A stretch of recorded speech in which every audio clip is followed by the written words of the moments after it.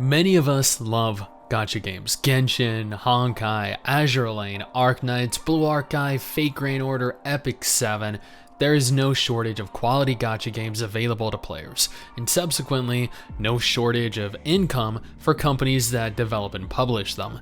And while I did do a dedicated video a few weeks ago concerning a potential ban of all gacha games in Europe later this year, this is much more important, as it is not only nearer, but also much more likely to pass, having a direct impact on gacha in the Netherlands and setting a precedent sure to follow across Europe. Before we go any further though, I do want to give a quick shout out to all of our patrons over on Patreon. While this channel is technically monetized due to the nature of a lot of the content, Patreon allows for me to at least make something off of these videos, so kudos guys, you guys rock.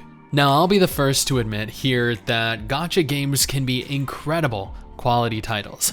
They can have gripping stories, they can have stunning aesthetics, fast, fluid action combat that we wish were the benchmark for other games of their kind.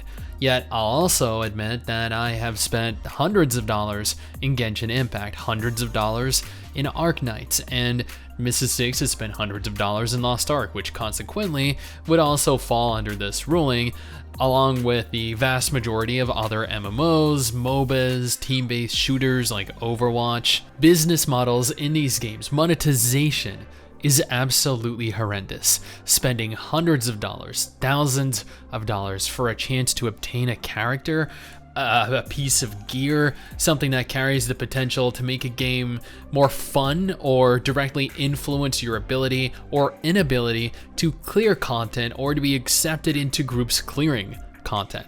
We've all been there, we've all experienced it, yet this is also the most viable option for companies to make a profit off of us. They know that we're all idiot degenerates that are willing to mortgage our home, to put off our wedding. Wait, no, who am I kidding? People that spend money on virtual waifus are about as likely to get married as I am to stop talking smack about people that spend money on virtual waifus. Now, Spain announced last month that it was going to be a pioneer in Europe regarding the regulation of loot boxes and microtransactions, taking strict action against all instances of the practice. But the Netherlands are coming up much more strongly.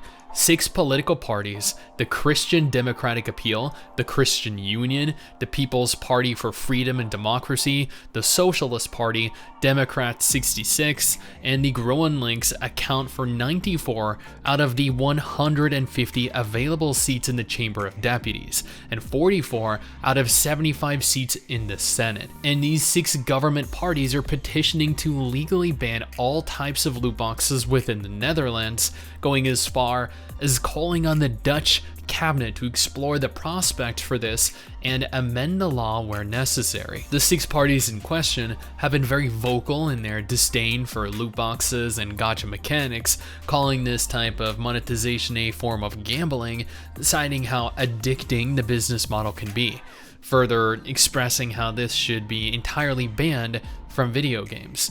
And honestly, I understand gacha mechanics are very frustrating, and I wish personally that every character, that every item, that every piece of gear was easily obtainable, easily grindable in-game. But the fact of the matter is, without this business model, these games just wouldn't exist.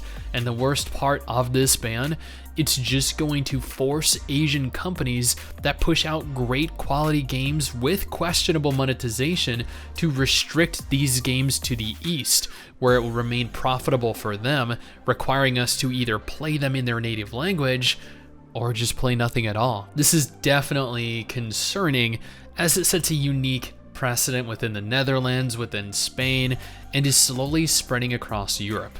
I guess in time we'll see how this ultimately pans out, but this could have some catastrophic consequences for gaming. Now, for those of you that are interested in getting in on gacha games while you still have the chance, here is a list of confirmed gacha games coming out this year. Or for those of you that are interested in MMOs, then here's a list of free MMOs to play.